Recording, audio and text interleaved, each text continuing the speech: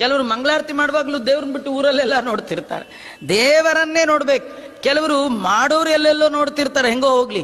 ನೋಡೋರು ದೇವ್ರನ್ನ ನೋಡ್ಲಿಕ್ಕೆ ಬಂದಿರ್ತಿರಲ್ಲ, ದೇವರನ್ನ ಬಿಟ್ಟು ಇನ್ನೊಂದು ನೋಡಬಾರ್ದು. ಮಂಗಳಾರತಿ ಮಾಡುವಾಗ ಮಂಗಳಮಯವಾದ ಆರತಿಯ ಬೆಳಕಿಯಲ್ಲಿ ಆರ್ತಿಗಳು ಅಂದ್ರೆ ನಾವೇ ಆರ್ತರು, ದುಃಖದಿಂದ ಬಳಲಿದವರು. ಭಗವಂತನ ಮಂಗಳಮಯವಾದ ಆರ್ತಿಯನ್ನ ಕಂಗಳಿಂದ ನೋಡಿದರೆ ನಮ್ಮ ಎಲ್ಲ ತಾಪಗಳು ಪರಿಹಾರ ಆಗತ್ತದ. ತುಂಬಾ ಜನ ಮಂಗಳಾರತಿಗೆ ಅಂತ ಕಾಯ್ತಿರ್ತಾರೆ, ಮಂಗಳಾರತಿ ಆಗೋ ಟೈಮ್ ಕಣ್ಣು ಮುಚ್ಕೊಂಡ್ಬಿಡ್ತಾರೆ. ಕಣ್ಣು ಮುಚ್ಕೊಳ್ಳೋದಾದ್ರೆ ಇಲ್ಲಿ ಯಾಕೆ ಬಂದ್ರಿ? ಕಣ್ಣು ಮುಚ್ಕೋಬಾರ್ದು. ಮಂಗಳಾರತಿ ಆಗುವಾಗ ಕಣ್ಣು ಮುಚ್ಚಬಾರ್ದು. ಕಣ್ಣನ್ನು ಚೆನ್ನಾಗಿ ಬಿಚ್ಚಿ ಕಣ್ತುಂಬ ಭಗವಂತನ ಮೂರ್ತಿಯನ್ನ ನೋಡ್ಕೊಳ್ಬೇಕು.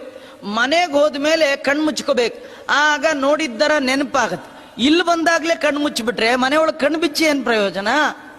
ಹಾಗಾದ್ರೆ ದೇವರನ್ನ ಕಣ್ತುಂಬಿ ನೋಡ್ಬೇಕು. ಬಾಯಿ ಇರೋದೇ ದೇವರ ಹಾಡು ಹೇಳಲಿಕ್ಕೆ, ಕಿವಿ ಇರೋದೇ ದೇವರ ಕಥೆ ಕೇಳಲಿಕ್ಕೆ.